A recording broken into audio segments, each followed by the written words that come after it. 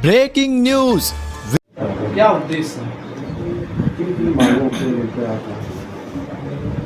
परिचय की कड़ी में मैं राणा विजय भार क्षत्रिय हूँ, सूर्यवंशी, और मैं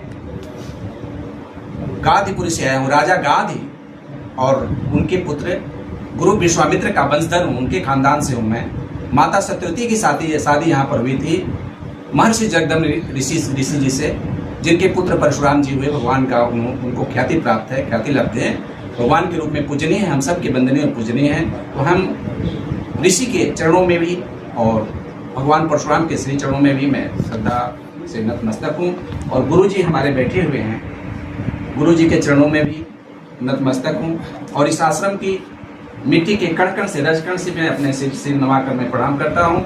और माता जो पूजनीय है यहाँ के लिए, यहाँ पर मंदिर भी बना है, रेणुका माता का एक मंदिर माता के रूप में, जो कि माता का क्या नाम है यहाँ पे? अखंड देवी। माता अखंड देवी के नाम से पूजनीय है। मैं माता श्री के चरणों में भी प्रणाम करता हूँ।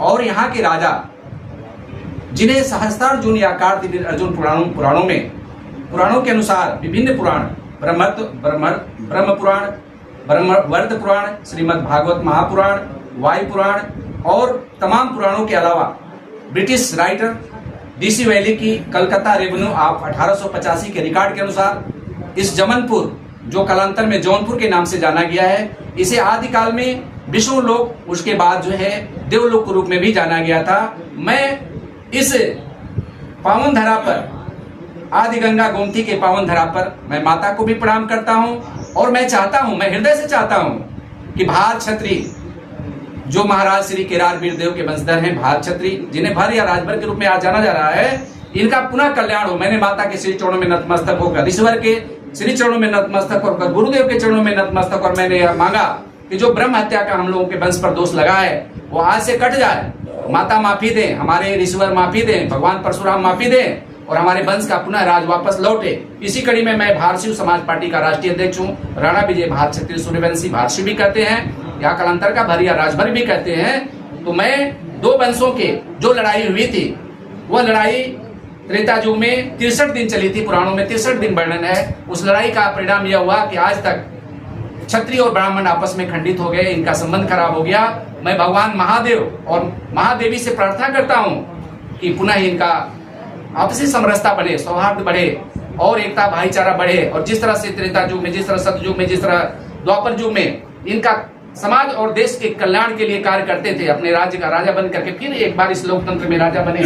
और मैं तो कहता हूँ, उत्तर प्रदेश के योगेश्वर और पीठाधीश्वर योगी आदित्यनाथ जी महाराज बढ़िया राज चला रहे हैं, लेकिन मैं देख रहा हूँ चापलूसों का ज्यादा सुनी जा रही है, और गुंडे माफियाओं को तो उन्होंने खात्मा किया, मगर राजनीति के ऊपर दृष्टि डाला। मगर धार्मिक रूप से अच्छे लोगों का जो उत्पीड़न हो रहा है, साधु संतों का, गुरुजनों का, शंकराचार्यों का, इनका उत्पीड़न हो रहा है। गाय का उत्पीड़न हो रहा है। गो और गंगा की बात करते हैं। हमारे परम पूज्य गुरु गोरखनाथ के आश्रम से बिलोंग करते हैं, हमारे भाई हैं, बड़े भाई हैं, मैं उनको भी प्रणाम करता हूँ। लेकिन मैं कहना चाहता हूँ भाई साहब से कि अगर आप लोकतंत्र में सच्चा योगी है तो इस मठों का, इस जो है शक्तिपीठों का, जो कि भगवान जो है परशुराम जी और उनके पिता महर्षि जगदम्ब की तपोस्थली जौनपुर में रही है, जो जमनपुर है, जहाँ की यहीं पर लड़ाई हुई थी राजा साहब से उनकी।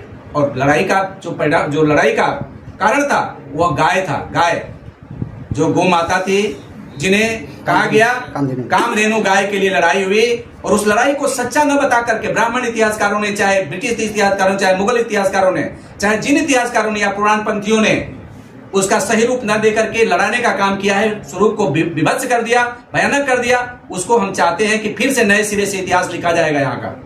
और उत्तर प्रदेश के योगी आदित्यनाथ जी महाराज अगर शासन चलाने में सक्षम हो, समाज नीति, धर्म नीति और राजनीति को लेकर के तीनों को एक भाव से चलने में अगर सक्षम हो, समर्थवान हो, तो मैं उनका चरणों में नतमस्तक हूँ। अगर नहीं समर्थवान है तो मुझे यह भार मुझे सौंपे। मैं पार्टी बनाया हूँ भारशिव समाज पार्टी, और 27 में मुझे यह भार सौंपे, मैं कर दूंगा।